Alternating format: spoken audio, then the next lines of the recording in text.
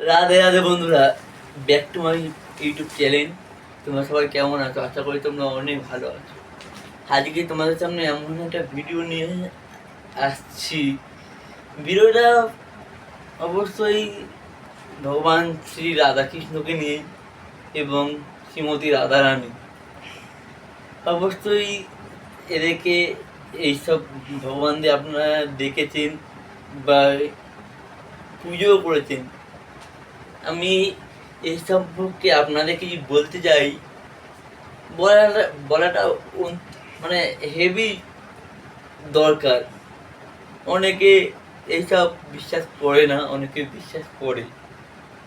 কে বিশ্বাস করলো কে বিশ্বাস করলো সেইটা বড় কথা না।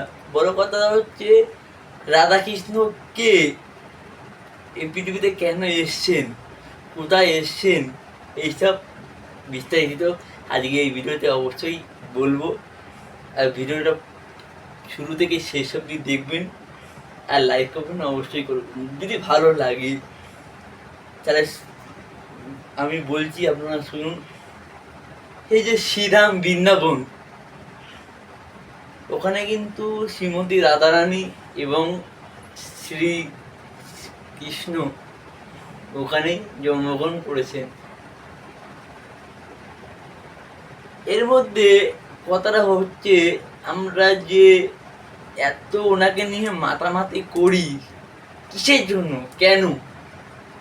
এটা তো আপনাদের মনেও তো একটা প্রশ্ন জানতে পারে যে হিন্দু হিন্দু জাতি অনেক সনাতন ধর্মের লোকরা এই রাধাকৃষ্ণকে নিয়ে এত মাতামাতি কিসের, কি কারণ, কি বৃত্তান্ত? এটা তো অনেকের মনে তো প্রশ্ন জানতে পারে। কি ঠিক তো বন্ধুরা? আমরা ওনাকে এই কারণে ভালোবাসি, উনি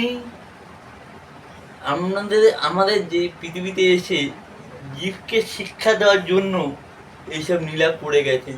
যেরকম উনি একটা ছোট্ট একটা বালক গোপাল, ওই রকম বয়সে কোনো বাচ্চার রাক্ষসী বকাসুর রাক্ষস এদেরকে কেউ মারতে পারে? এরকম একটা ছোট্ট বালক। এটা একটা এটা একটা মানে কিরকম একটা ঘটনা। এটা বাস্তবে কি এটা হয়? এটা সাধারণ একটা বালককে মারতে পারে ওইরকম একটা বড় রাক্ষসকে? হ্যাঁ, এটা হয়। কারণ কেন হয়?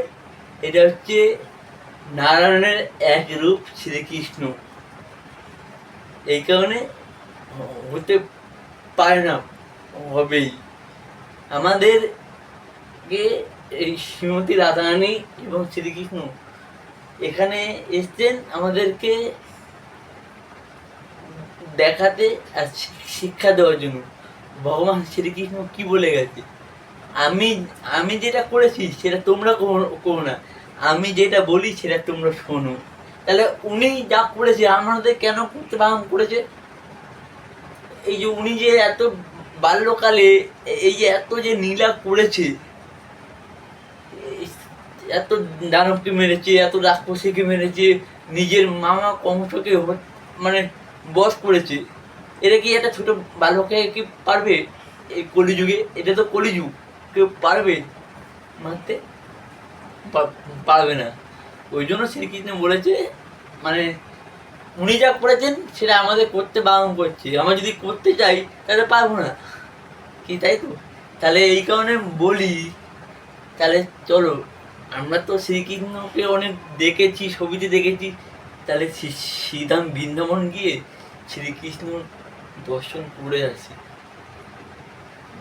বুঝতে পারছি টাকা থাকলে যাওয়া যায় না যতক্ষণ না ভগবান টানে। তাহলে যখন টাকা থাকলেও যাওয়া যায় না, তাহলে ভগবানকে সেটা মন খুলে বলো, ভক্তি দিয়ে বলো, ভগবান আমি আপনার দর্শন চাই। শ্রীধাম বৃন্দাবন যেখানে শ্রীকৃষ্ণ জন্ম হয়েছে। তাহলে চলো বন্ধুরা, আজকে এইটুকুনি ভিডিও শেষ করলাম। পরের দিন আবার একটা নতুন ভিডিও নিয়ে আসবো। তাহলে ভিডিওটা শেষ করার আগে একটাই কথা বলি, একবার বৃন্দাবন চলো ঘুরে আসি। তাহলে আর ভালো লাগলে লাইক কমেন্ট অবশ্যই করবেন আর একটা কমেন্ট করবেন। জয় শ্রী রাধে রাধে রাধে শ্যাম।